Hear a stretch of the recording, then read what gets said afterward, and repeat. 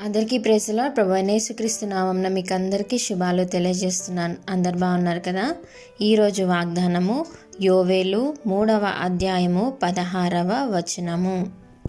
యెహోవా తన జనులకు ఆశ్రయమగును, ఇశ్రాయేలులకు దుర్గముగా ఉండును. ఆమేన్.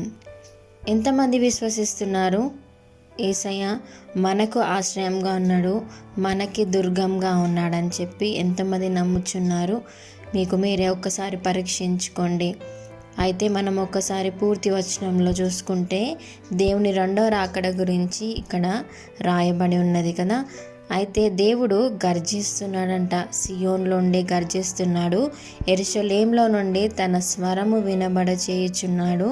భూమి ఆకాశంలో వణికే రోజు త్వరలోనే ఉంది.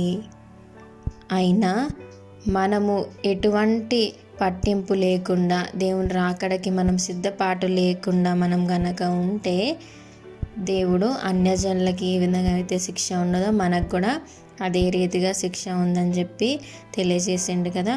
కాబట్టి మనము యెహోవాయే మనకు ఆశ్రయము, మనకి దుర్గమై ఉన్నాడు. కాబట్టి మనకిష్టం వచ్చినట్టుగా మనము మన జీవితాలను మనం చేసుకుంటా పోతే దేవుడు మనల్ని కూడా ఒకానొక రోజు చెయ్యి విడిచిపెట్టే రోజు వస్తుంది.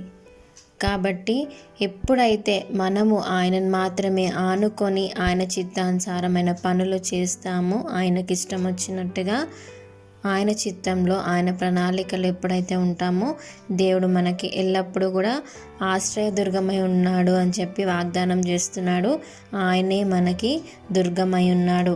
అదే రీతిగా 1 సమూయేలు 15వ అధ్యాయము 29వ వచనంలో మనం ఒకసారి చూసుకుంటే, మరియు ఇశ్రాయేలులకు ఆధారమైన వాడు నరుడు కాడు, ఆయన అబద్ధమాడడు, పశ్చాత్తాపపడడు. నిజమే కదా. మనము నమ్ముకున్న దేవుడు నరుడు కాదు, అబద్ధమాడేవాడు కాదు.